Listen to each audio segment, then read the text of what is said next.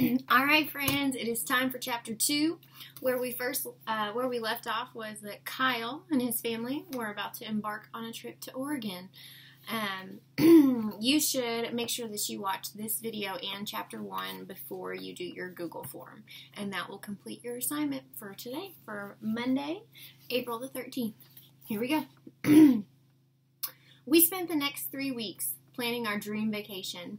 Mom wanted to walk on the beach, I wanted to tour a cheese factory, and Dad planned to visit an airplane museum. BB kept asking if we could rent a car and drive north into Washington State so that she and Bill could see the Microsoft headquarters in Redmond, Washington. Luckily, Redmond was too far away. I hope you won't mind being our sitter one night, Kyle, Mom said. For the Salesperson of the Year celebration, the company has rented a huge private yacht, the Elegant Empress. The ship will leave in the mid-afternoon on the second day we're there, Dad said. We'll cruise until sunset, when a buffet dinner will be served, followed by the award presentations. The cruise is the only part of the vacation that doesn't include you kids, Mom said. I'm sorry, but the invitation says adults only. That's okay, I said. We don't want to listen to a bunch of speeches anyway. You and BB can get pizza from room service that night, Mom said, and rent a video to watch in our room. Mom and Dad still had not caught on that I liked being the one in charge, so I pretended that I was doing them a big favor when I agreed to babysit during our vacation. Maybe if they thought I was being really cooperative, then they would let me buy a really nice souvenir. How much does it cost to rent the Elegant Empress? BB asked. I have no idea, Dad said. A lot, Mom said. I picked up Bill the Bear and made my voice high, pretending to be my sister. You could rent a fleet of rowboats instead, I said, and feed everyone a sandwich instead of a buffet dinner. Then you could use the money you saved to buy presents for your children. Very funny, said Dad. Good idea, said BB, except forget the rowboats. Give everyone a life jacket and let them float in the water. We all cracked up at the idea of Dad getting his award as he floated around in the ocean.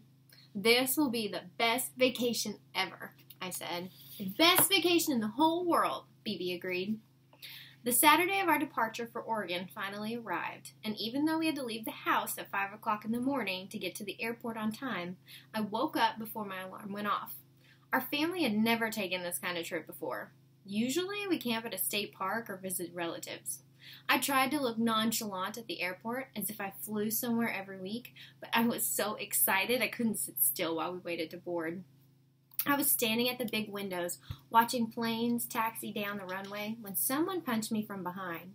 Hey, Kyle, I hear you're headed for Oregon, too. I recognized the voice and the punch. Darren Hazelton. What are you doing here? I asked as I rubbed my shoulder. Same as you, Darren said. Going to Oregon with my mom and dad for the real estate convention. No, I thought. Say it isn't so. I said, I didn't know your parents sold real estate. Well, there are a lot of things you don't know, Darren said. Where are you staying? I asked. Some new hotel. The Frontier Lodge. I crossed my fingers. Please say no, I thought. Please, please, please stay anywhere except at my hotel. Yeah, that's it, Darren said. The Frontier Lodge. My plans for a carefree vacation flew away faster than the jet outside the window. With Darren on the scene, I would spend my time trying to avoid getting punched or tripped or shoved into the pool, or worse. One of Dad's Oregon brochures showed a picture of some loggers beside a huge cedar tree. An image of Darren with a chainsaw buzzed across my mind. I backed away from Darren and toward my parents, knowing that he wouldn't hit me in front of them, I think. Mom and Dad were talking with another couple. Mom waved me over to them, then introduced me to Mr. and Mrs. Hazelton, Darren's parents. Mrs. Hazelton works for the online branch of our company, Dad said. She's the virtual salesperson of the year. Congratulations, I mumbled. I understand my son is a classmate of yours, Mrs. Hazelton said. I nodded. Isn't that the best luck, Mom said. You'll have someone to pal around with on the beach. I imagined Darren sneaking up on behind me and shoving me into the water, or pushing me face first into the wet sand.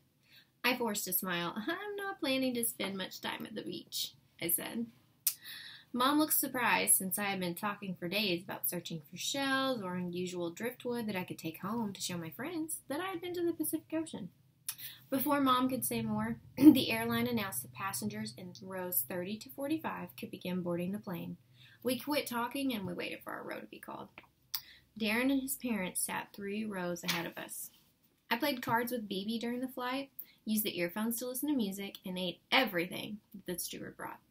"Free soft drinks," I said to BB, as the steward handed each of us a glass of crushed ice and a can of 7-Up. "This is great." "They aren't free," BB said. "Sure they are," I said. "You only have to pay if you want wine or beer." I pointed at a man across the aisle who handed the steward money in exchange for a glass of wine.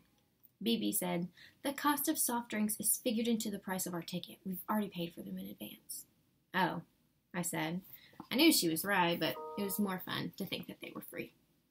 After the plane landed in Portland, we took a special convention bus to Fisher Beach. Darren and his parents rode the bus too, but I took the seat farthest from the door, and BB sat next to me, so I was temporarily spared from any more contact with Darren.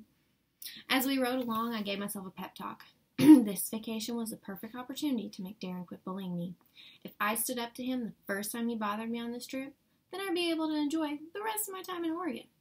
But if I let him get away with anything, I'd spend the whole week wondering where he was and what he was up to, and I didn't want to spend the first really nice vacation of my life hiding from Darren, so I knew I had to take some action. I remembered my summer goals. Here it was, the middle of July, and my batting average was stuck, and my scooter had a broken wheel, and my raise in allowance was still in the "we'll see" category. But it was time to deal with Darren. The bus dropped most of the passengers at hotels in the town of Fisher. When we finally arrived at the Frontier Lodge, my family, the Hazeltons, and one other couple were the only people left. By then, I had resolved to put an end to Darren's pranks. The next time he punched me, or pushed me, or did any of his revolting tricks, I was going to speak up. With both of our parents nearby, I should be able to talk back to Darren without getting maimed. The Frontier Lodge didn't look much like the drawings in the brochure. Instead of a driveway lined with fir trees, there was a plywood sidewalk of the kind that's used around temporary construction sites. The word "lobby" had an arrow been spray painted with red paint on the plywood. A yellow bulldozer rumbled back and forth, scraping the area where the nature trail should have been. A flatbed truck held containers of shrubs to be planted. I saw Mom look uneasily at Dad, who was frowning as he followed the red arrows towards the lobby. "Welcome to the first-class hotel," I told BB. "We should ask for a refund," BB said. "There isn't any water in the swimming pool." She pointed at the large concrete hole in the ground that was surrounded by a 6-foot wire fence. We walked beneath scaffolding and finally reached the lobby, where 3 workers with staple guns were noisily laying carpet. A too cheerful person greeted us. "Welcome to Frontier Lodge." "We have reservations," Dad told the woman behind the desk, "but we didn't know the hotel was under construction. "Well, we were delayed by a labor dispute," the woman said. "You'll be staying across the street at the Totem Pole Inn. I'm sure you'll be most comfortable there." "Why weren't we notified?" Mom said. "We're supposed to attend a convention here." "Oh, our convention and dining facilities are ready, and your meetings will be held as planned," the woman said. "But our guest suites didn't get finished. I am so sorry for the inconvenience. We were lucky to find rooms for all of the convention registrants who had already planned to stay here. Many of them are at hotels in town. At least you are within walking distance of your meetings." She said it as if we should be grateful rather than disappointed. "We ought to get a discount on the room," BB said. "Being across the street from the convention is not as good as being in the same hotel. What if it rains?" The woman behind the counter leaned forward and glared at BB. "There's no nature trail," BB said, "and no water in the swimming pool. And that's false advertising." "She's right," Dad said. "The rate we were given was for a brand new hotel with the convention meetings on site. We shouldn't have to pay the same rate for older, less convenient accommodations." By now, Darren and his parents and the other people from the bus were in line behind us. The woman at the counter lowered her voice and said, "I can give you a special rate of $250 per night." "Well, that'll be fine," Dad said. BB grinned. I knew she was figuring out how much the discount had saved Dad's company. $125 per night times 5 nights equals $725. I gave BB a thumbs up. A bellhop piled our bags onto a luggage cart and pulled it down the plywood walkway. As we left the lobby, we heard Mrs. Hazelton yelling at the desk clerk, demanding to stay at the Frontier Lodge. Darren's voice joined his mother's. "I want to stay here," he whined. "You promised." I hoped the clerk would give in and find a room for the Hazeltons. That way Darren would be across the street from me, rather than in the same hotel. "This situation must be hard for you," Dad said to the bellhop. "Most people are understanding," he said. "A few get obnoxious and insist that they're going to stay in the new hotel whether the rooms are ready or not. But when they find out the beds haven't been delivered yet, they change their minds." We crossed the street to a much older hotel that was only 3 stories high. "The Totem Pole Inn will be torn down as soon as the construction is finished on the lodge," the bellhop told us. "This land will be used for a parking garage, a restaurant, and some shops. There'll be an overhead walkway across the street to the hotel and the conference center." "How old is the Totem Pole Inn?" Mom asked.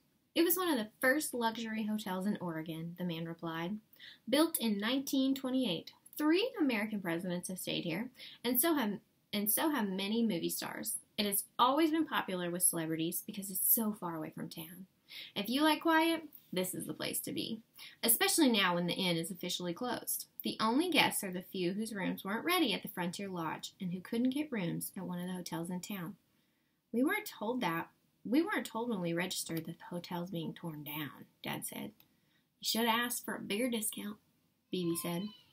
We entered the dimly lit lobby. I could tell it had once been an elegant facility, but it looked as if no upkeep had been done in several years. Wallpaper curled at the edges, and the frayed carpet had bare spots between the door and the elevator. "It's not exactly what we were expecting," Mom said. "We don't have to do anything here except sleep."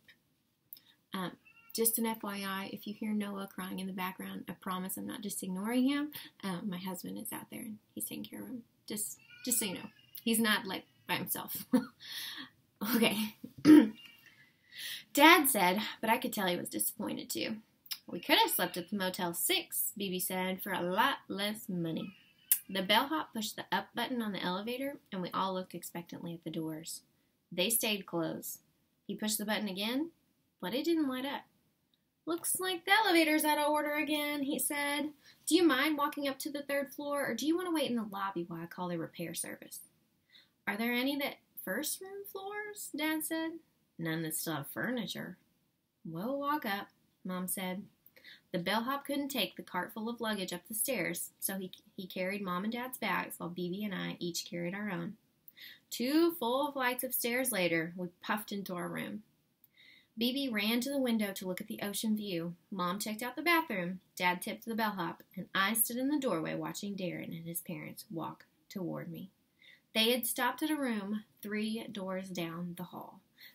My dream vacation was beginning to seem like a nightmare. And that is the end of chapter 2. So far, Kyle and his family have traveled to Oregon for their vacation that his dad earned at his company. And they were promised a wonderful hotel, a VIP experience. And so far, it's not exactly going as planned. And his arch nemesis, Darren Hazelton, is there too, 3 doors down. So Kyle and his family and his little sister Bibi, we're just going to have to see how this vacation turns out for them. All right, I'll see you guys on Wednesday. Don't forget to turn in your Google form. You have to do it tonight. If you don't get it finished before tomorrow, Tuesday, then you do not get the credit and you will not be counted as here and you will not have the grade. So make sure you get that done today, Monday, April the 13th. I will see you guys on Wednesday. Remember, text me, call me, email me if you have questions, okay? Bye.